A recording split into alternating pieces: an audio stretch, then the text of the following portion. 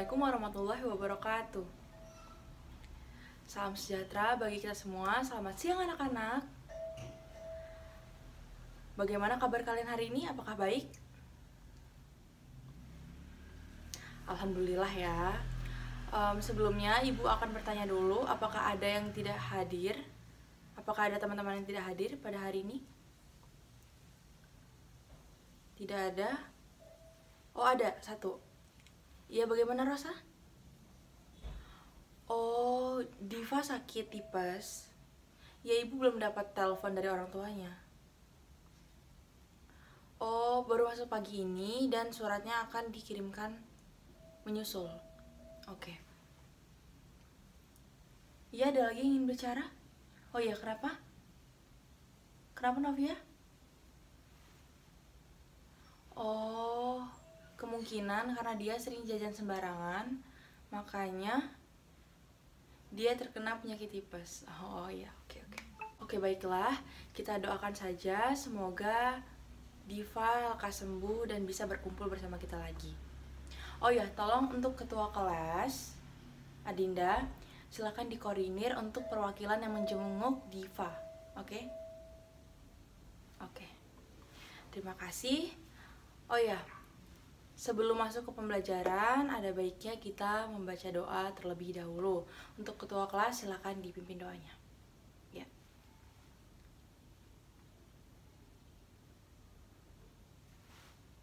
Untuk bahasan kita yang tadi tentang penyakit tipes, menurut ibu sangat menarik ya.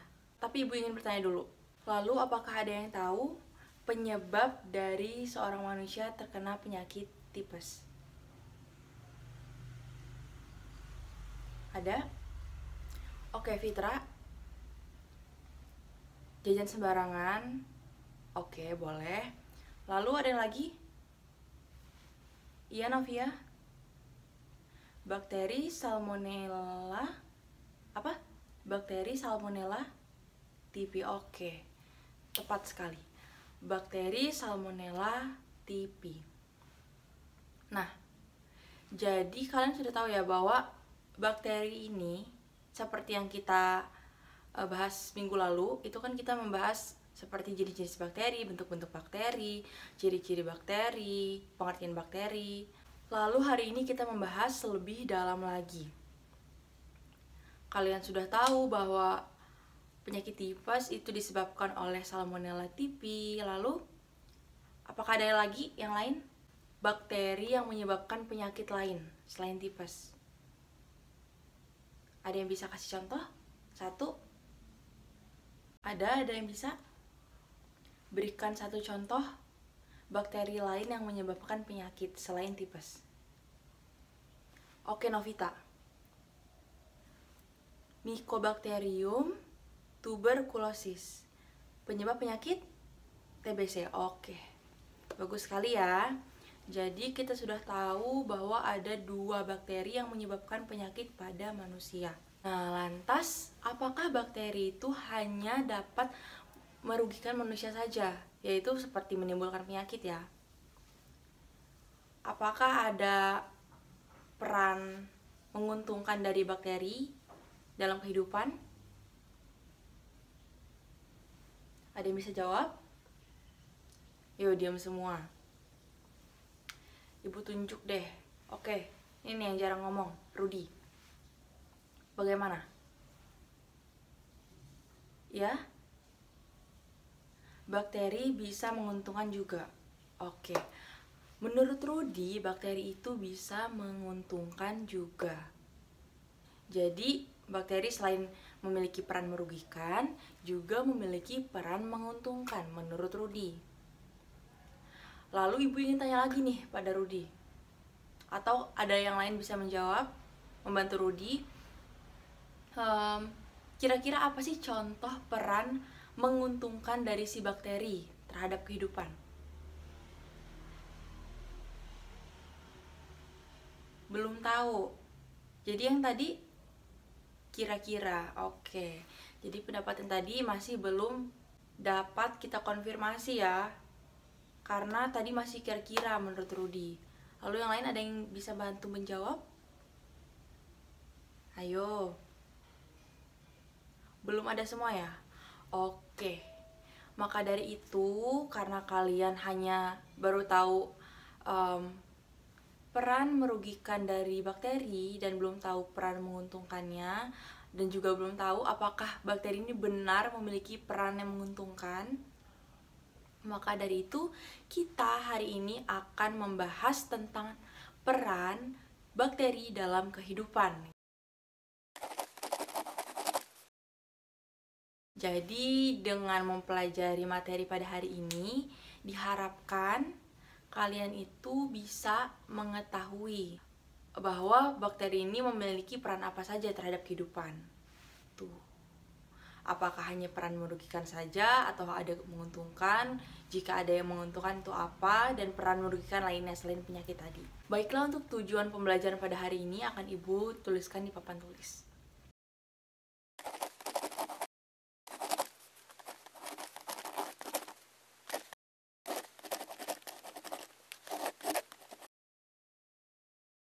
Oke, jadi sudah kalian baca ya tadi di papan tulis tujuan pembelajaran pada hari ini.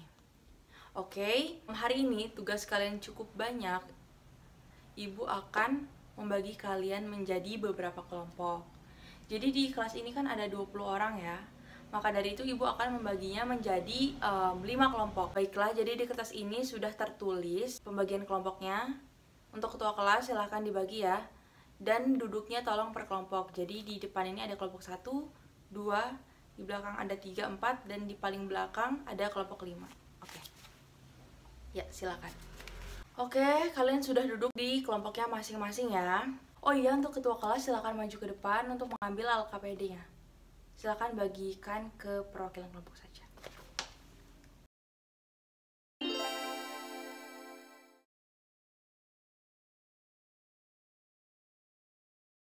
Oke, jadi di LKPD tersebut terdapat beberapa pertanyaan. Ya. Jadi di sana ada 4 pertanyaan. Oke, dari 4 pertanyaan itu harus kalian jawab, kalian pecahkan apa jawabannya. Itu kalian bisa mengumpulkan data-data dari berbagai sumber informasi, baik itu dari internet, dari buku, dari blog, ya dari manapun lah ya. Itu waktu pengerjaannya ibu berikan 30 menit, tidak lebih. Jadi nanti jawabannya kalian tulis di LKPD tersebut. Lalu nanti akan ibu pilih satu kelompok saja untuk mewakili, mempresentasikan hasil pekerjaannya di depan kelas. Dan nanti satu kelompok itu diminta satu saja, satu perwakilan saja. Karena kan tidak banyak ya yang dijelaskan, inti-intinya saja. Dan nanti setelah teman kalian ini menjelaskan, itu akan diadakan sesi tanya jawab. Bagi yang aktif itu akan mendapatkan nilai tambahan. Oke, jadi diharapkan keaktifannya nanti. Di saat dibuka sesi tanya jawab, silahkan bertanya. Dan yang kelompok lain juga bisa bantu menjawab jika kelompok yang di depan itu tidak bisa menjawab pertanyaan yang diberikan oleh kelompok yang bertanya. Sudah mengerti? Oke, selain itu nanti tiap kelompok juga wajib mengumpulkan LKPD-nya, walaupun tidak maju ya. Jadi semua wajib mengumpulkan untuk dinilai. Dan nanti di akhir itu kalau sempat, kalau masih ada waktu, ibu akan adakan evaluasi. Oke? Sudah mengerti ya? Jika ada yang ingin ditanyakan, silahkan. Nanti juga ibu akan berkeliling mengecek pekerjaan kalian. Oke, selamat bekerja, good luck. Baiklah, ibu akan berkeliling untuk mengecek pekerjaan kalian. Kalau kalian ada yang ingin ditanyakan terkait kejelasan soal, bisa ditanyakan. Oke. Ya, kelompok 1. Oh, untuk soal itu dijelaskan selengkap mungkin. Menurut pendapat kalian bagaimana? Ya, selengkap mungkin agar nilainya maksimal. Ya. Sudah itu aja? Oke. Oke. Untuk nomor itu dijelaskan. Jangan hanya dituliskan namun dijelaskan. Ya. Dijelaskan sejelas-jelasnya.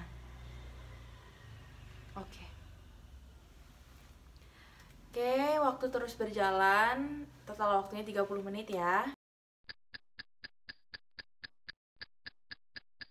Baiklah, waktu sudah habis, sudah 30 menit. Ibu akan langsung tunjuk satu kelompok untuk mempresentasikan hasil pekerjaannya di depan. Oke. Ibu akan pilih kelompok 2. Oke. Kelompok 2 silakan.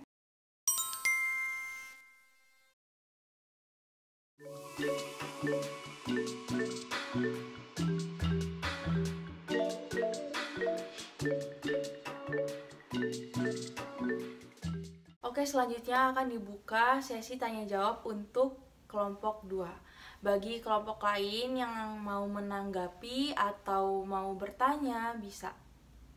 Ya, akan dibuka untuk 2 orang penanya saja untuk menghemat waktu ya. Ya, silakan. Oke. Vivi dari kelompok 4. Oke. Silakan.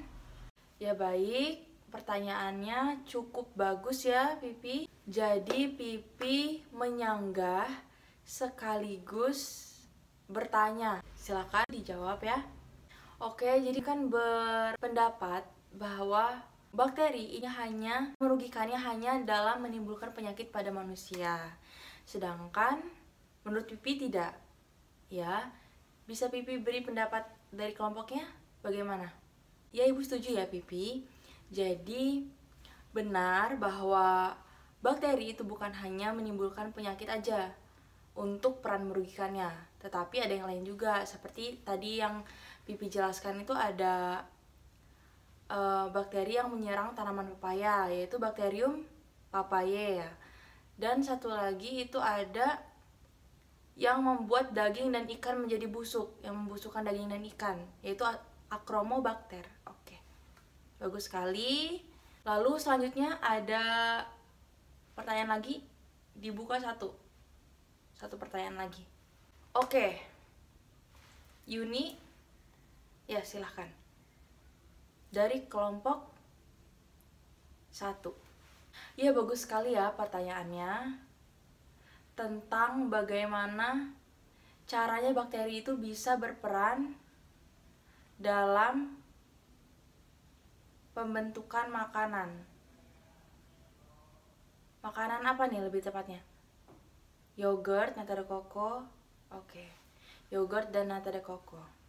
Oke, silakan dijawab ya kelompok 2. Oke, bagus sekali ya jawaban dari kelompok 2. Jadi, untuk pertanyaan Yuni itu tadi kelompok 2 menjelaskan bahwa bakteri ini berperan dalam proses fermentasi di pembuatan yogurt dan juga nata de coco gitu. Jadi dalam proses fermentasi ini baik secara tradisional maupun modern itu digunakan bakteri ini ya untuk mengasamkan produk tersebut. Sehingga makanya ada rasa asam, sedikit asam pada yogurt dan juga nata de coco. Oke, bagus sekali presentasinya untuk kelompok 2. Silakan berikan tepuk tangan untuk kelompok 2. Ya, silakan duduk. Bagus sekali untuk presentasi pada hari ini. Kelompok 2 sudah sangat bagus dalam menyampaikan, walaupun tadi ada sedikit kekeliruan ya. Dan untuk kelompok yang sudah bertanya itu juga sudah bagus, kalian akan mendapatkan nilai tambahan.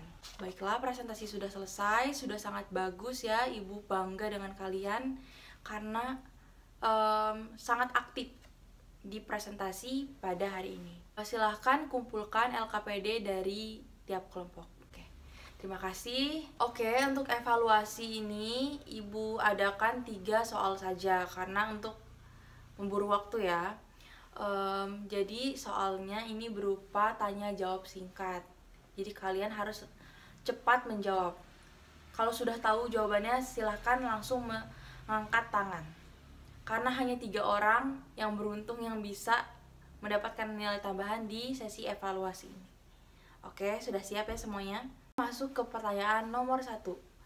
Streptococcus lactis merupakan bakteri yang berperan dalam pembuatan makanan 1, 2, 3.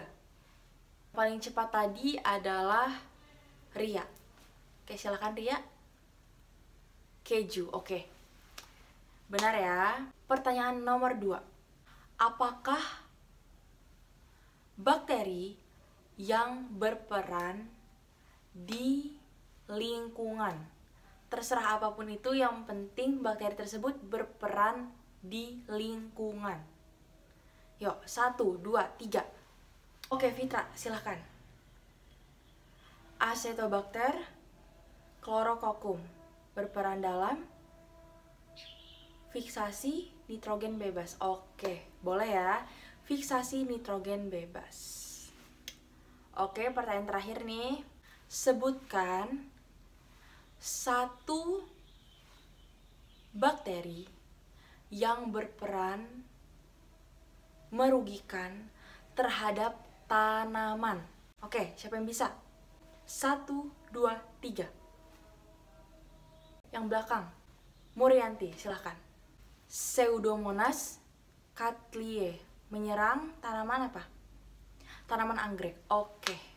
Jadi selesai sudah ya evaluasinya. Jadi terakhir Ibu akan meminta kalian menyampaikan kesimpulan dari pembelajaran hari ini. Tadi juga kan sudah ada ya di tugas ya kesimpulan ya. Yuk, siapa satu orang yang bisa menyampaikan secara singkat aja. Duduk di tempat duduknya aja. Ada? Oke, Rosa, silakan.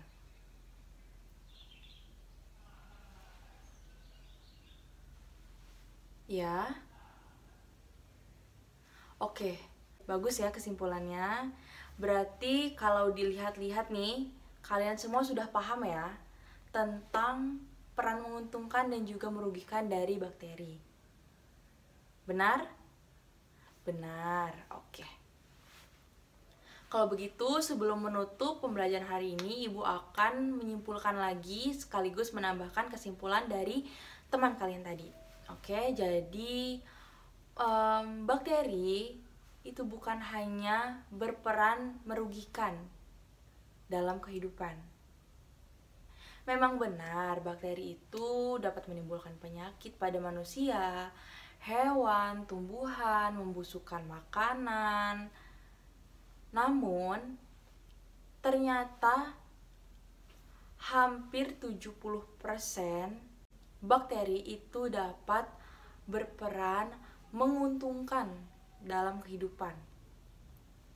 Contohnya saja, dalam produk fermentasi, pembuatan obat-obatan, lalu ada juga berperan dalam lingkungan, fiksasi nitrogen, siklus nitrogen, lalu bisa menyuburkan tanah.